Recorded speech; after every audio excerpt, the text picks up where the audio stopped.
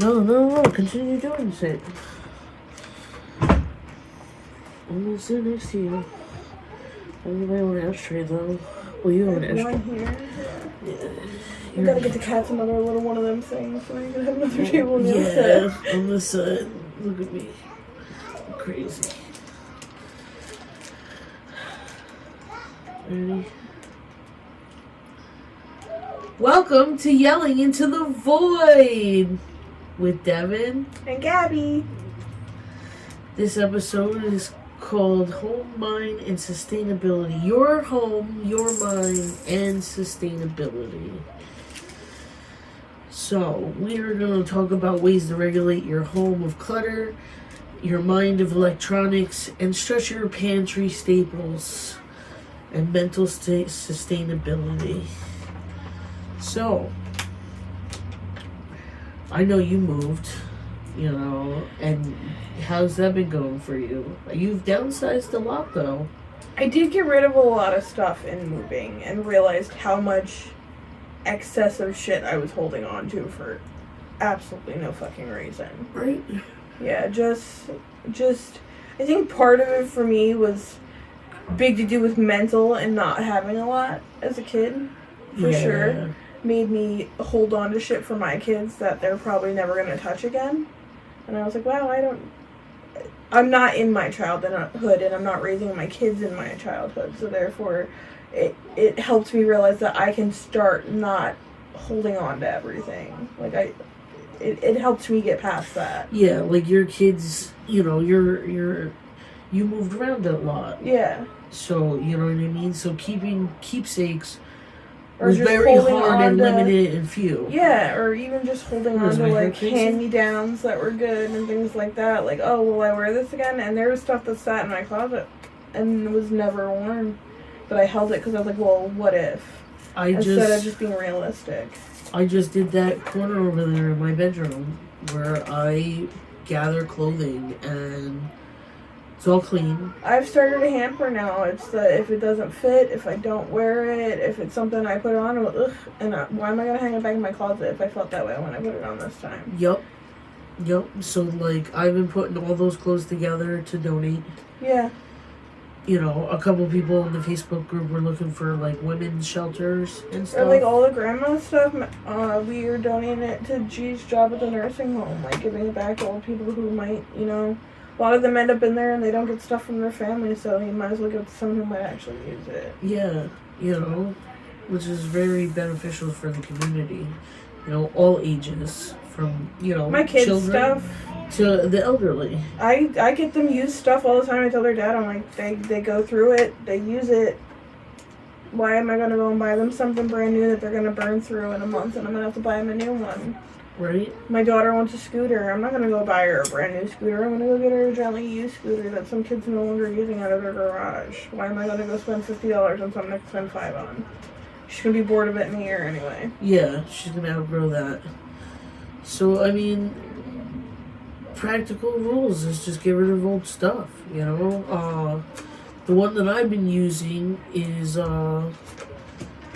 the 5-5-5 rule. I like, you choose 5 items to throw away responsibly, you donate 5, and you put back 5 in their proper place. I think that's realistic. I mean, and we as people, like, habitually wear the same clothes and stuff and use the same crap all the time because they're our comfort. Like you, that blanket is always in your chair because that's the blanket you like to use in your chair. You probably had, at some point, 10 other blankets that were just sitting away somewhere. I do. But that one was given to me, and I don't know, and the one underneath of it DJ gave me. So, like, they stay out constantly. But I had some that, like, I've gotten over Christmases from the kids, the cheap $5 fleece ones, and I had just an abundance, and, like, there's no reason for me to have 30 throw blankets. If anything, I'm just stressing myself out in the long run because my kids are going to pull all 20 of them blankets out and I'm going to have to fold all them motherfuckers back up when I could just have 5, and it eliminates that even being a possibility. Everyone has their own blanket and I don't want to hear it. Yep, that's pretty much what it is now at the house. That's your throw blanket, you're responsible for it. We're high tech now. So our key takeaways is decluttering challenges and, the quality, like you said, I'm not going to go buy a brand new fucking scooter when I can go get one for less. Or even, like, people don't realize there's a lot of thrift shops, consignment shops. There's the one around the corner from us that has dollar days. You can go get dishware that's not cracked, that some old lady had sitting up in her cabinet for 50 years for a couple bucks versus going out and buying expensive platewares that are going to crack and break and get scraped up, and you're going to replace them in a year. It's wasteful. Very wasteful. I think people need to be more aware of the concept of how much waste put out we actually make over materialistic things. Heck, I collect different types of the longevity of the Pyrex. I'm buying like 1950s Pyrex. I have a set of my mom's Corningware that I use and love it. It's great dishware. It's been passed down from my grandmother to my mother and now to me. And then people go out and they buy the new ones and they break because they're not made the same. They're not made of the same quality product.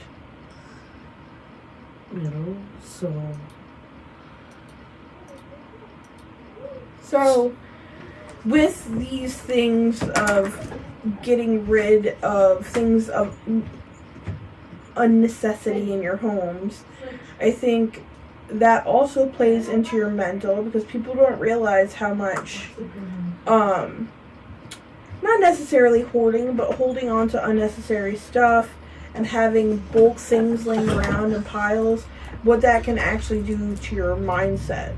And like I said, with the blankets, having all of them and the kids pulling them all out, and then that, for me, I'm coming home from work, and now I have to clean up all this unnecessary mess I made by holding on to things. This plays into your mental load. Yeah, it does play into your mental load. Oops, what's going on here? Let's slow it down.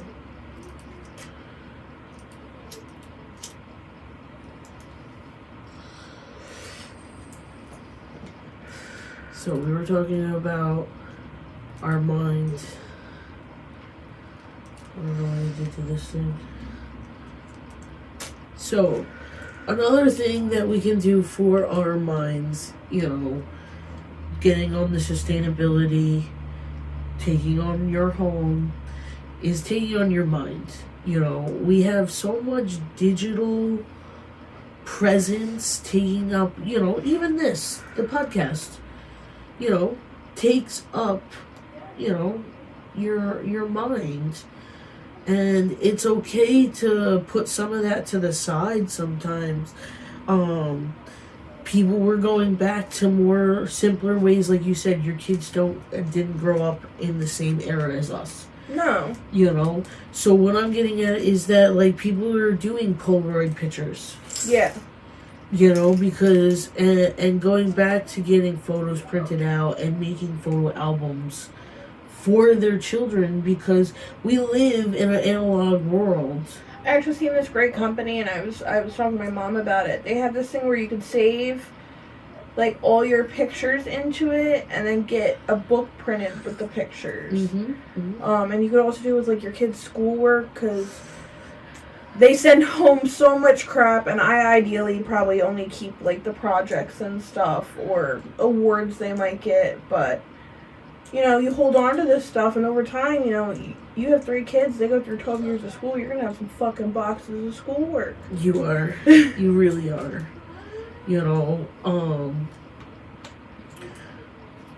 But, just like that does take up space, having now photo books and stuff. But people are putting, modern technology to the back burner. Getting digital cameras again instead of using your phone. The Polaroids, Well, I the think Fuji the phone ones. is just... My kids can't even play outside without guidance now. I don't remember my dad having to tell me crap when I went outside as a kid, just when I had to be home and what not to touch. Don't touch them red berries on the bush and be home by the time the street light came on. My daughter will stand at the back door asking me what she should be doing outside. Go play with some fucking dirt. I don't know. Go do something. the imagination has been taken from these children because they're just washing themselves time and time again with fucking all this modern technology. I mean, let's not lie, they're out there playing video games And it gives and fighting over it.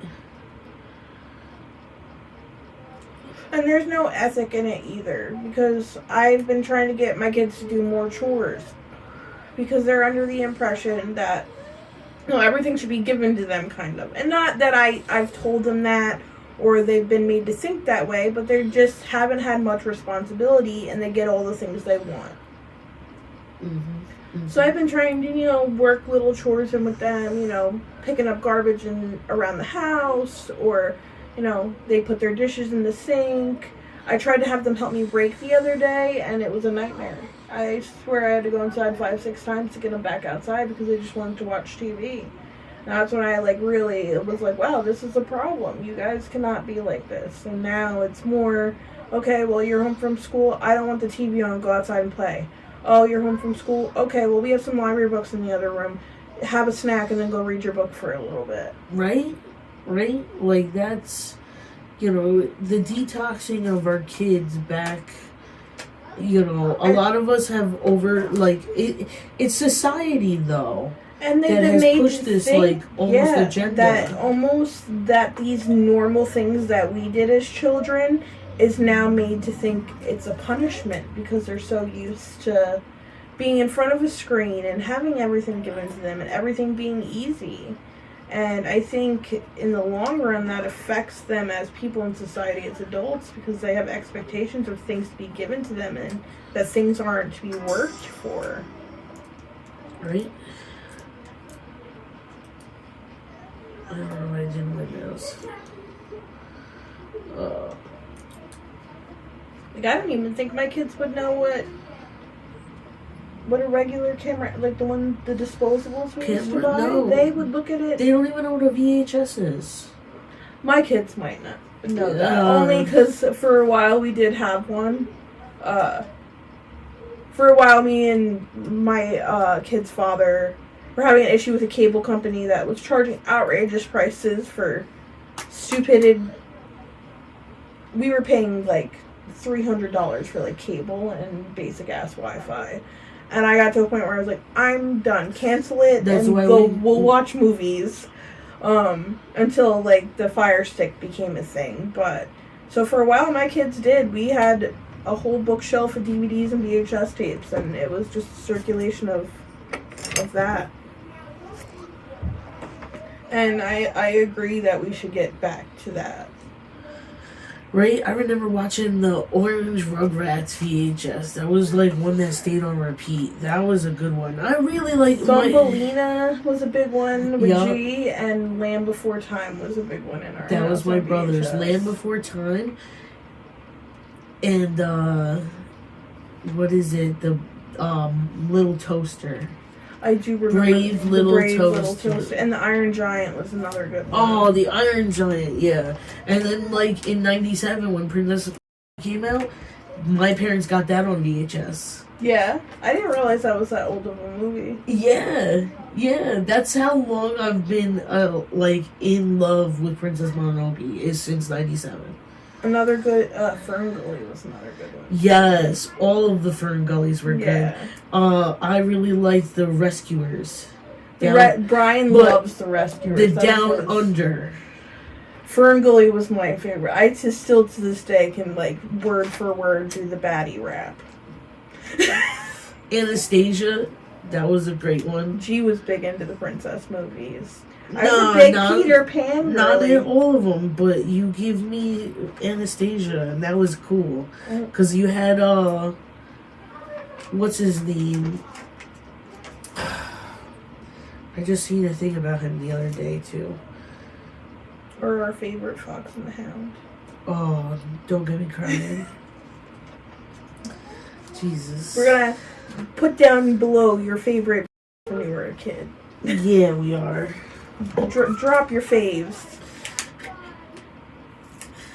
So now that we went off on a random turn of our favorite VHSs from a kid. Yeah, we definitely did. We were gonna talk next about sustainability. You know, we're trying to spread our pantries, make This staples is the last seed longer. bank. It has very much to do with that. Yeah, you know, This that's is why Devin's. This is not mine. This is all her. this is why I said I was like, you know, don't stop. Like we're doing shit. I gotta plant my garden. My garlic's looking good out front. We're not going to talk about mine yet. But to be fair, I haven't had much time for shit. We will though. We're getting to work this week. Crackheads are moving out. Things are happening. Oh, the locks on the window. Locks on the window. I heard it. So we're trying to stretch our food, create lasting pantry staples, and focus on the system of bulk in key ingredients, right? Such as flour, Rice, beans, oats. you know, and preserving techniques like vacuum sealing and batch cooking. This could be make essential like sourdough starter. Hey, if you want to do the sourdough life, you know, that's a whole lifestyle, you know. But like making nut butters, you know, is always doable. And You can make your own vinegar. Yup. Your own vinegar. Mayonnaise. I'm actually gonna make hot sauce. I honestly think This year. homemade hot sauce is better quality if you're looking for something with heat and flavor. A lot of the store-bought hot sauces now are just in-your-face hot and vinegar-based, and it has no flavor definition behind the peppers that are in it, and that's what hot sauce is supposed to be, really. Right? Like, I think I sent it to you, right? The chili oil? No, the hot sauce. You may have. I may have sent you it. It's this guy. I love that guy. So funny. Yeah, how to make your own hot sauce.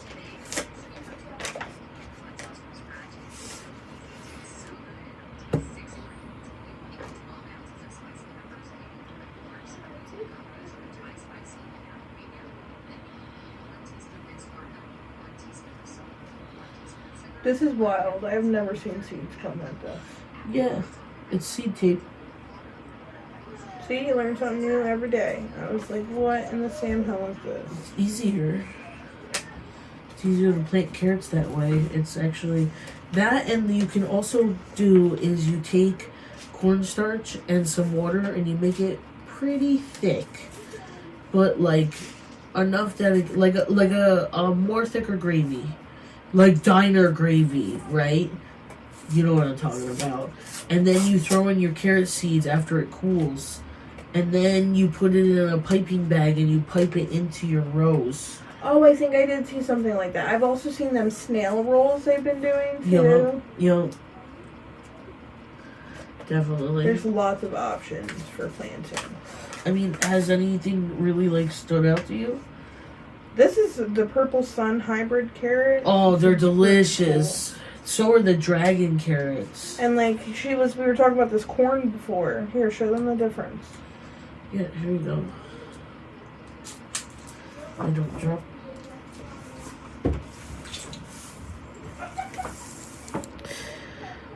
One is regular corn. It's yellow corn. This is Kappa Joe hybrid. This has been treated corn. So it's red because it's been treated for pests and diseases. Corn, I found out my first year gardening is very temperamental because we had gone camping for 2 nights that year. Oh man. And my corn was doing great. I was so fucking proud of my corn. I was like, look at me, I'm a fucking corn farmer. And after coming back from camping, I swear these beetles took over and they were dead in a day. I've never seen anything like it in my life. So just, if you're going to grow corn, be prepared for fucking... You had to... That's why they, treat corn, unfortunately. Yeah, I never knew that until you told me after, obviously, my corn demise. Right? I was pissed. She knows. I was pretty pissed off. Yo, I had like 20 fucking corn plants out there lined up, and we went away one night or something like that for the, like, we went for a day trip and came back, and the deer, it looked like shrapnel. I would have been. That's something I lucked out because of how high we did the fencing around it. That didn't become an issue for me. I had them right in the open, like where the fence line is now. That's literally where I had the corn, because I was like, oh, I'll grow corn as like a fence line. I told, I want to do in my garden this year actually, because deer aren't going to be an issue because again my fencing is high and I have a gate on it. But I think that I'm probably going to have issues like Devin had in her hoogle with moles or skunks or groundhogs or something bedding underneath. So I'm going to do some preliminary work, I think, and put some rolled up pieces of chicken wire on the edges. So hopefully that'll keep them out. If not, I know other great techniques. Yeah, I'll shoot the motherfucker. Pardon my French. Pardon my French. So that's all we really have for today. You know, our home life has been a little crazy. I mean, I've been turning through things, and you're moving. Again, we're moving upstairs finally, and I finally got a job. Woo-woo. And just, fortunately, my grandmother passed away. Well, not unfortunately. She lived a very long and beautiful life, but it was not expected when it happened. So it kind of threw a wrench in everything that was going on already at the time. It definitely, you know, it came unexpectedly, but, you know, she didn't suffer. No, and she was happy to be home, and that's what matters most to all of us. Yeah. She died around with people that loved her, so. But these are all things that Grandma would want you guys to pay attention to. Yeah. But also, we would like to dive a little further in depth in this in the future. Yeah. We want some input. And we will have more time moving forward in episodes. Yeah, we will. Like I said, we're going to have some minis popping up every now and then. We're hoping that you guys enjoy the minis and give us feedback on them. Please like, share, comment. We take constructive criticism. Not talking shit, but constructive criticism. When you talk shit, we talk shit back. Right? Well, this is Yelling into the Void with and Gabby.